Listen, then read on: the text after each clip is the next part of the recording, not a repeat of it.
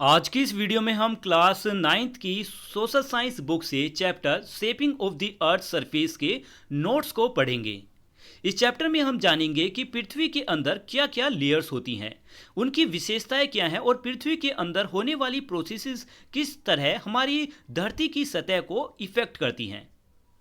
Topic है the interior of the अर्थ, यानी पृथ्वी के अंदरूनी भाग को समझना बहुत जरूरी है, क्योंकि पृथ्वी की सतह पर दिखाई देने वाली घटनाएं जैसे वोल्केनोस, अर्थक्वेक्स और माउंटेन बिल्डिंग्स पृथ्वी के अंदर होने वाली प्रोसेसेस से ओरिजिनेट होती हैं। पृथ्वी लगभग स्पेरिकल है, यानी गोलाकार है। इसका एवरेज रेडियस लगभग 6371 किलोमीटर है और इक्वेटर पर डायमीटर लगभग 12756 किलोमीटर है। पृथ्वी के अंदरूनी भाग को उसकी कंपोजिशन और फिजिकल प्रॉपर्टीज के आधार पर अलग अलग लेयर्स में बांटकर समझाया जाता है। नेक्स्ट टॉपिक है the layers of the earth. पृथ्वी मुख्य रूप से 3 लेयर्स में बटी हुई है।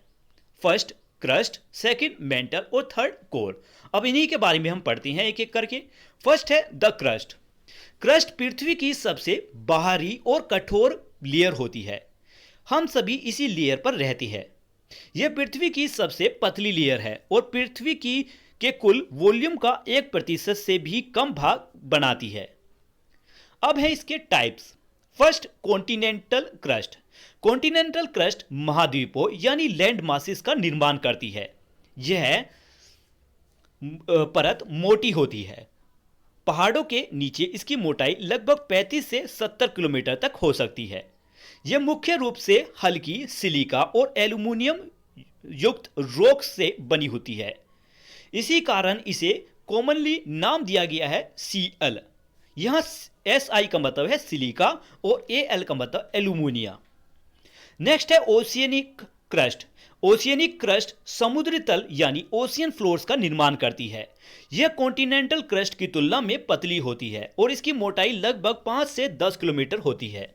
यह ज़्यादा डेंस होती है, ज़्यादा घनी, तथा इसमें सिलिका और मैग्नीशियम मिनरल्स ज़्यादा मात्रा में पाए जाते हैं। इसी कारण हम इसको सीमा कहते हैं। सीमा मतलब Si का मतलब है सिलिका और Ma का मतलब मैग्नीशियम। इंपॉर्टेंट पॉइंट, क्रस्ट और मेंटल के बीच की सीमा को मोहरोविक डिसकंटिन्यूटी या मोहो कहा जाता है। नेक्स्ट है द मेंटल।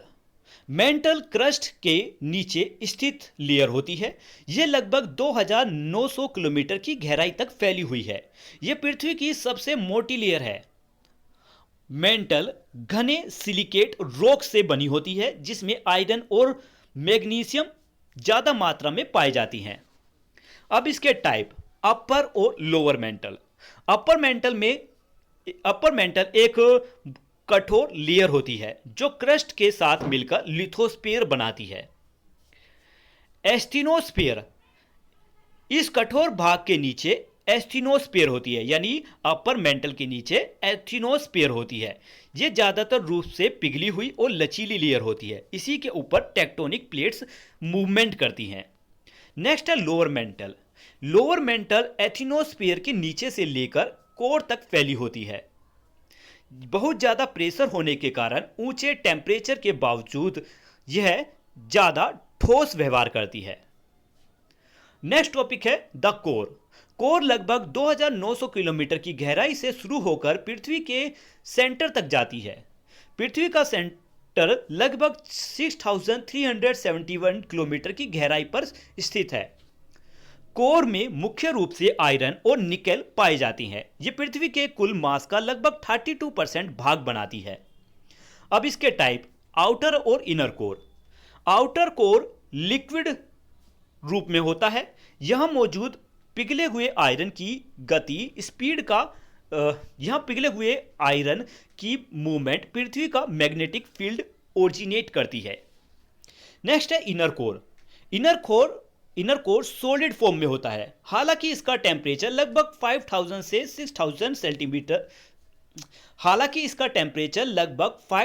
से 6000 डिग्री सेल्सियस तक होता है।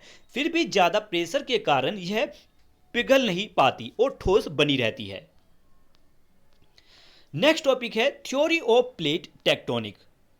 इस थ्योरी की मदद से हम समझेंगे कि पृथ्वी की प्लेट्स क्या होती हैं, वे कैसे मूव करती हैं और अर्थक्वेक्स, वोल्केनोस तथा माउंटेन रेंजेस जैसी घटनाएं कैसे होती हैं। क्वेश्चन है, what is the theory of plate tectonic. तो प्लेट टेक्टोनिक थ्योरी बताती है कि पृथ्वी की बाहरी कठोर परत, जिसे लिथोस्फीयर कहा जाता है, कई बड़े और छोटे टुकड़ों में बटी हुई है। इन्हीं टुकड़ों को टेक्टोनिक प्लेट्स कहा जाता है। ये प्लेट्स नीचे मौजूद एचिनोस्फीयर नाम की डक्टाइल यानी नरम लेयर के ऊपर धीरे धीरे मूव करती है। इसकी स्पीड हर साल केवल कुछ सेंटीमीटर्स तक होती है। प्लेट्स की यही मूवमेंट पृथ्वी पर अर्थक्वेक्स, वोल्केनोस, माउंटेन रेंजेस और ओशियन बेसिन के होने के लिए जिम्मेदार है। नेक्स्ट है कॉन्टिनेंटल ड्रिफ्ट, वेंगर्स कॉन्ट्रीब्यूशन। लिखा है कि साल 1912 में जर्मन साइंटिस्ट एल्फ्रेड वेंगर ने कॉन्टिनेंटल ड्रिफ्ट हाइपोथेसिस प्रस्तुत की। उन्होंने देखा कि कुछ कॉन्टिनेंट्स की कोस्टलाइन आपस में पजल के टुकड़ों की तरह फिट होती है, खासकर साउथ अमेरिका और अफ्रीका की। उन्होंने सुझाव दिया कि बहुत पहले सभी कॉन्टिनेंट्स एक ही विशाल सब कॉन्टिनेंट का हिस्सा थे, जिसे पंगैया कहा जाता था। इस सुपर कॉन्टिनेंट के चारों ओर एक विशाल ओशियन था, जिसे पेंथलसा कहा जाता था। लगभग पिछले 200 मिलियन ईयर्स के दौरान पंगिया टूट गया और इसके हिस्से धीरे धीरे अपनी वर्तमान सिचुएशन तक पहुंच गए। नेक्स्ट है एविडेंस वेंगर्स सिटेड इंक्लूड्स, यानी वेंगर ने अपने विचारों को समर्थन में कई एविडेंस दिए। First evident, complementary coastline. उन्होंने बताया कि कुछ कॉन्टिनेंट्स की कोस्टलाइन एक दूसरे से मेल खाती है। एग्जाम्पल के लिए साउथ अमेरिका और अफ्रीका की कोस्टलाइन। Second, similar fossils. अलग अलग कॉन्टिनेंट्स पर एक जैसे फोसिल पाए गए। एग्जाम्पल के लिए ग्लोसपेट्रिस नामक पौधे के fossil India, Africa, south America, Australia और एंटार्क्टिका में मिले। Third evidence, matching rocks and geological structure, कि अलग अलग कॉन्टिनेंट्स में सिमिलर रॉक सीक्वेंस और जियोलॉजिकल स्ट्रक्चर्स पाए गए। Fourth evidence, evidence of past glaciation, मतलब आज जो क्षेत्र ट्रॉपिकल है वहाँ भी पुराने समय में ग्लेशिएशन के प्रमाण मिलते हैं। इससे पता चलता है कि पहले इन इलाकों की लैटिट्यूड पोजीशन अलग रही होगी। तो वेंगर के विचारों पर शुरुआत में बहस हुई थी, लेकिन बाद में प्लेट टेक्टोनिक्स थ्योरी ने उन्हें स्वीकार किया और उन डिवाइडिंग मैकेनिज्म को समझाया जिनकी कमी वेंगर के विचारों में थी। इन मैकेनिज्म में मेंटल कन्वेक्शन और सी फ्लोरिंग स्प्रेडिंग शामिल हैं। नेक्स्ट है द टेक्टोनिक प्लेट्स। लिथोस्फीयर लगभग 15 मेजर प्लेट्स और कई छोटी प्लेट्स में डिवाइडेड है। मेजर प्लेट्स जैसे north American plate, south American plate, Eurasia plate, African plate, Indo Australian plate, Pacific plate और एंटार्क्टिक प्लेट। छोटी प्लेट्स जैसे Arabian plates, Caribbean plate, Philippine plate, जुआन डी फ्यूका प्लेट और कोकोस प्लेट। साथ ही भारतीय उपमहाद्वीप इंडो ऑस्ट्रेलियन प्लेट पर स्थित है। यह प्लेट यूरेशिया प्लेट से टकराई, जिससे हिमालयों का निर्माण हुआ।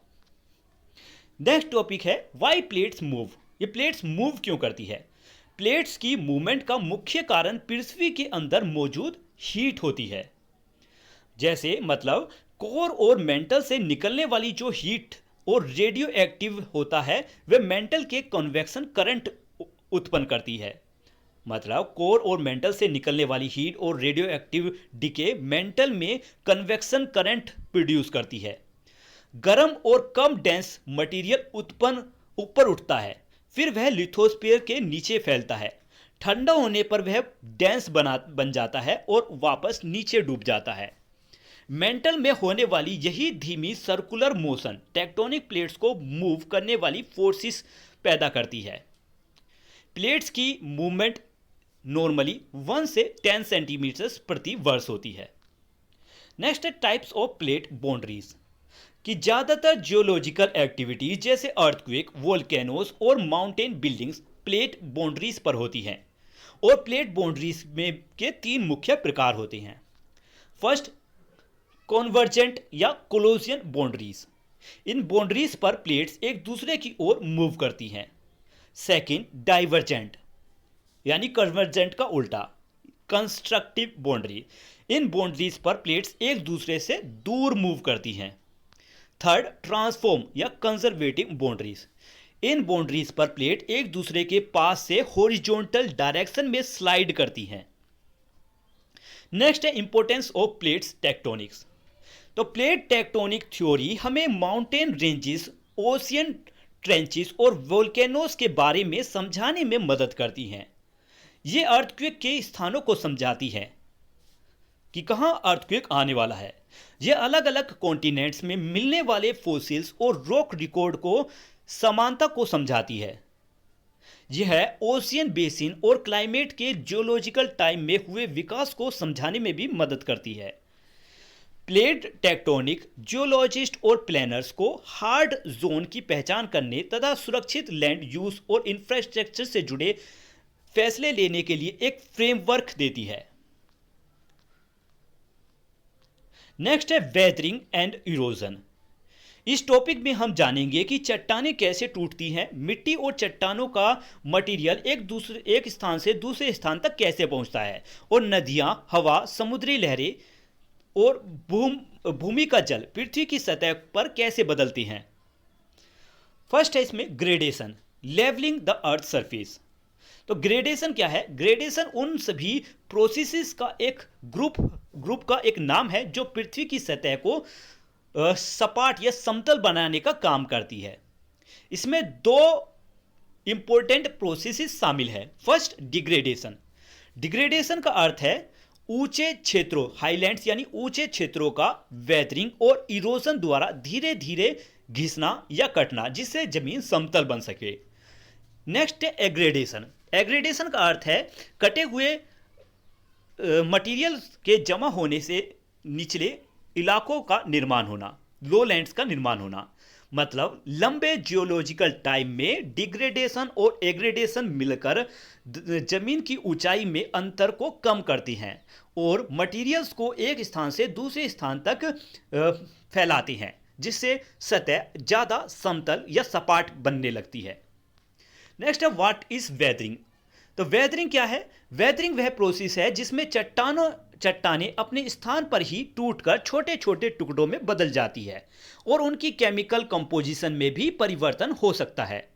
वेदरिंग केवल चट्टानों को तोड़ती है, यह मटेरियल्स को एक जगह से दूसरी जगह तक नहीं ले जाती। यह केवल मटेरियल्स को इरोजन द्वारा ले जाने के लिए तैयार करती हैं। नेक्स्ट है फिजिकल मैकेनिकल वेदरिंग। फिजिकल या मैकेनिकल वेदरिंग में चट्टान छोटे छोटे टुकड़ों में टूटती हैं, लेकिन उसकी केमिकल कंपोजिशन नहीं बदलती। इसके इंपॉर्टेंट प्रोसेस है thermal expansion, frost action, pressure release और साल्ट क्रिस्टलाइजेशन। नेक्स्ट टॉपिक है केमिकल वेदरिंग। केमिकल वेदरिंग में मिनरल्स की केमिकल अल्ट्रेशन होती है, यानी यह वेदरिंग गर्म और ह्यूमिड क्लाइमेट्स में ज़्यादा इफेक्ट करती है। इसके इंपॉर्टेंट प्रोसेस है ऑक्सीडेशन, कार्बोनेशन, हाइड्रोलिसिस और हाइड्रेशन। नेक्स्ट है biological weathering. Biological weathering living organism के कारण होती है, जैसे पौधों की जड़ें चट्टानों की दरारों को बड़ा करती है।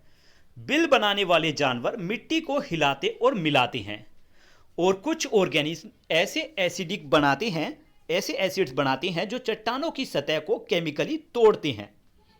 नेक्स्ट टॉपिक है व्हाट इज इरोजन। तो इरोजन वह प्रोसेस है जो वेदरिंग द्वारा बने मटेरियल्स को उठाकर एक जगह से दूसरी जगह तक ले जाती है। और इरोजन के एजेंट्स हैं जैसे किनकी वजह से इरोजन होता है? फ्लोइंग वाटर, बहते हुए पानी से, ग्लेशियर से यानी बर्फ के टूटने या पिघलने से, विंड से यानी हवाओं से, वेव्स यानी समुद्री लहरों से, और अंडरग्राउंड वाटर से। इनकी वजह से मटेरियल्स एक स्थान से दूसरे स्थान तक फैलता है। यही इरोजन के एजेंट्स हैं। नेक्स्ट है एजेंट्स ऑफ ग्रेडेशन। ग्रेडेशन के एजेंट्स हैं रिवर्स, सी वेव्स, करंट, विंड, ग्लेशियर और अंडरग्राउंड वाटर। ये सभी इरोजन, ट्रांसपोर्ट और डिपोजिशन का कार्य करती हैं। हर एजेंट अपने विशेष प्रकार के लैंडफॉर्म्स बनाता है। नेक्स्ट है रिवर्स। रिवर्स ग्रेडेशन के सबसे प्रभावी और व्यापक एजेंट्स में से एक है। नदियां सेडिमेंट्स का इरोजन, सेडिमेंट्स यानी छोटे छोटे रेत के कणों का एक साथ नीचे जम जाना पानी में और इकट्ठा होकर एक पत्थर बन जाना। तो नदियां सेडिमेंट्स का इरोजन, ट्रांसपोर्ट और डिपोजिशन करती हैं तथा अपने गर्म मार्ग में अलग अलग लैंडफॉर्म बनाती है। नेक्स्ट है topic typical river landform by course. Upper course में वर्टिकल इरोजन ज़्यादा होता है, इसके कारण वी शेप वैली यानी घाटियां, गोर्स, वाटरफॉल्स और रैपिड्स का निर्माण होता है। नेक्स्ट है मिडल कोर। मिडल कोर्स में लेटरल इरोजन और डिपोजिशन ज़्यादा इंपॉर्टेंट होते हैं, इसके कारण चौड़े मेंडर्स बनती हैं। कट ऑफ के कारण ऑक्सबो लेक्स भी बन सकती हैं। नेक्स्ट है लो कोर्स। लो कोर्स में डिपोजिशन प्रमुख प्रोसेस बन जाती है, इंपॉर्टेंट प्रोसेस बन जाती है। इसका परिणाम होता है फ्लड प्लेन्स, लेवीज और डेल्टास का निर्माण होना। नेक्स्ट है सी वेव्स एंड करंट्स। समुद्री तटों को समुद्री लहरें इरोजन, ट्रांसपोर्ट और डिपोजिशन के जरिए से आकार देती हैं। वेव एनर्जी हेडलैंड्स को काटती हैं और क्लिफ्स, केव्स यानी गुफाएं, आर्चिस और स्टैक्स का निर्माण होता है। जब वेव्स एनर्जी कम हो जाती है तब डिपोजिशन द्वारा बीच, सैंड बार्स और स्पिट्स बनते हैं। नेक्स्ट टॉपिक है विंड।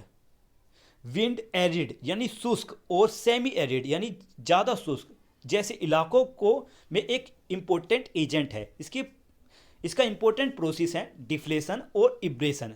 विंड्स द्वारा बनने वाले इम्पोर्टेंट लैंडफॉर्म्स हैं सैंड ड्यून्स या डेंस और लोइस डिपोजिशन।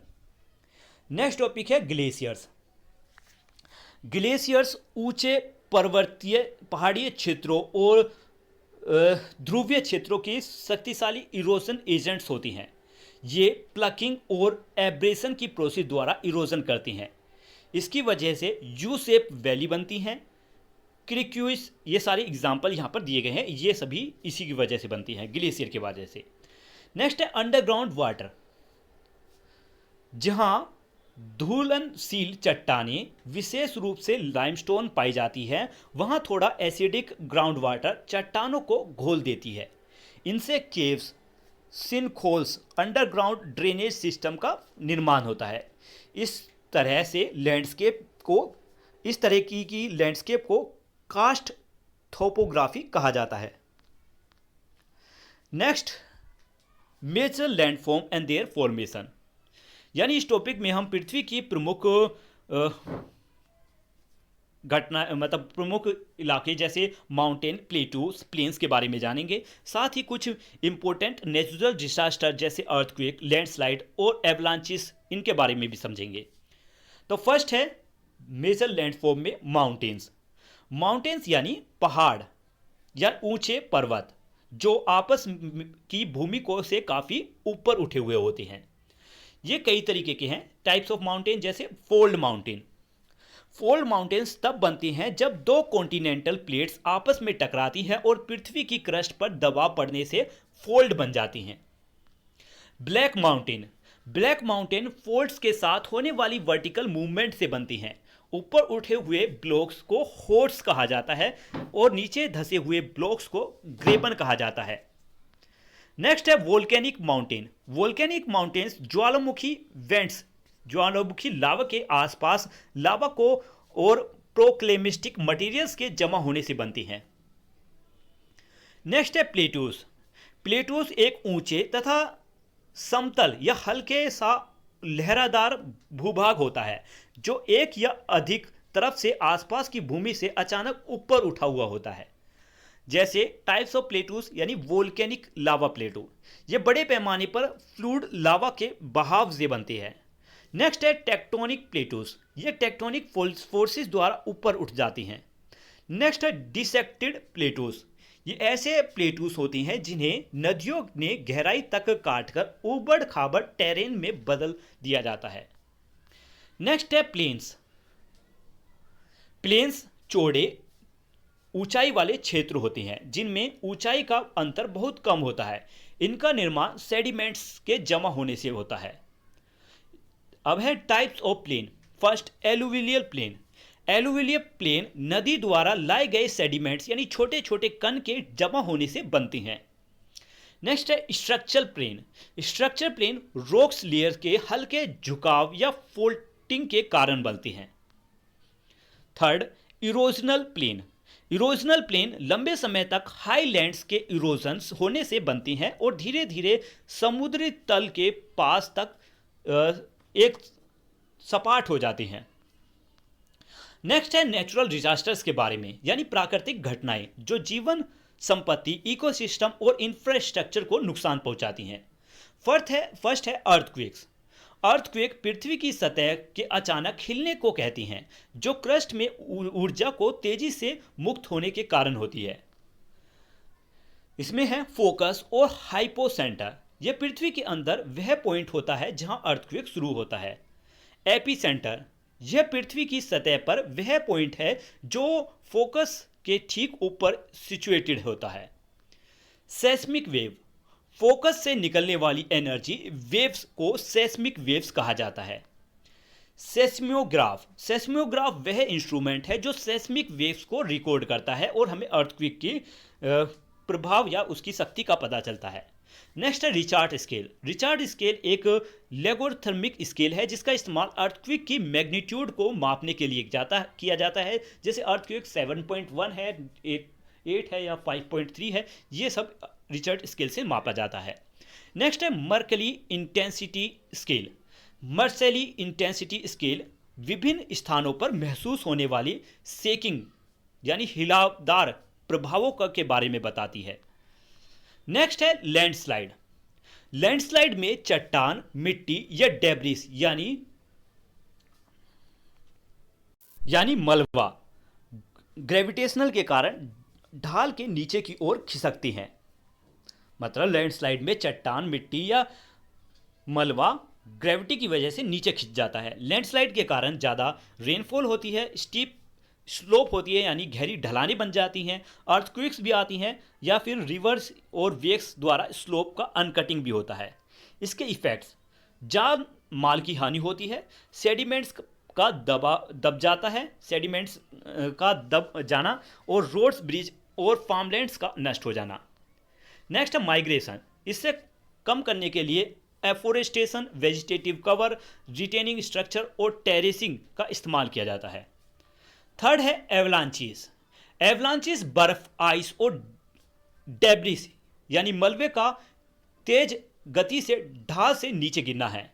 इसके कारण रैपिड स्नो एक्यूमुलेशन होता है, टेम्परेचर का अचानक बढ़ना, विंड द्वारा जमा की गई कॉर्निस, अर्थक्वेक्स और ह्यूमन ट्रिगर्स जैसे होती हैं। मतलब इसके कारण ये सब होती हैं। इसके इफेक्ट मतलब इसका प्रभाव है लोगों का दब जाना, इंफ्रास्ट्रक्चर को नुकसान और माउंटेन पासिस का बंद होना। नेक्स्ट है मिटिगेशन। रोकथाम के लिए एवलांची सीड्स लगाना, स्नो फेंसिस लगाना, कंट्रोल ब्लास्टिंग का इस्तेमाल किया जाता है ताकि ज़्यादा बर्फ को सुरक्षित रूप से हटाया जा सके। फोर्थ है ग्लेशियर लेक आउटबर्स्ट फ्लड्स।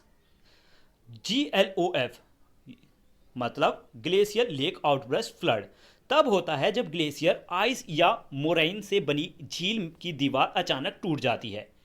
इसके कारण क्लाइमेट वार्मिंग, ग्लेशियर मेल्ट में वृद्धि, मोराइन डैम का ओवरफ्लो और मेराइन डैम का इरोजन। नेक्स्ट है रिवीलिंग टू इंडिया। हिमालय क्षेत्र में बहुत सी ग्लेशियर लेक्स मौजूद है। इनका असर है पानी का अचानक निकलना, विलेजेस का नुकसान होना, रोड और ब्रिजेस का नष्ट होना, हाइड्रो पावर इंस्टॉलेशन को नुकसान पहुंचाना। नेक्स्ट है डस्ट स्टॉर्म। डस्ट स्टॉर्म तब होते हैं जब तेज हवाएं बड़ी मात्रा में ढीली धूल और रेत को उठा लेती है। इसके कारण स्ट्रॉन्ग विंड्स बनती है, ड्राई और अनवेजिटेटिव लैंड होता है, मतलब सूखा पड़ जाता है। ओवर ग्रेसिंग यानी ज़्यादा चराई हो जाती है। और ड्राफ्ट यानी अकाल पड़ जाता है, सूखा पड़ जाता है। नेक्स्ट है इसमें क्विक फैक्ट्स। लैंडफॉर्म मुख्य रूप से दो प्रोसेस द्वारा आकार लेती है। फर्स्ट, एंडोजेनिक यानी इंटरनल फोर्सेस की वजह से, इसमें शामिल है फोल्डिंग, फोल्टिंग और वोल्केनिज्म। सेकेंड टाइप, एक्सोजेनिक या इंटरनल फोर्सेस, इसमें शामिल है वेदरिंग, इरोजन और डिपोजिशन। लास्ट की पॉइंट, नेचुरल डिजास्टर के कोशिश, इफेक्ट्स और मिटिगेशन को समझने से हम जोखिम को कम कर सकते हैं और ज़्यादा सुरक्षित तथा रिजाइलेंट फ्यूचर की ओर बढ़ सकते हैं। तो यहीं पर ये नोट्स खत्म होते हैं। ये वीडियो आपको कैसी लगी कमेंट में लिखकर जरूर बताएं। मिलते हैं अगली वीडियो में नए नोट्स के साथ, तब तक के लिए बाय बाय।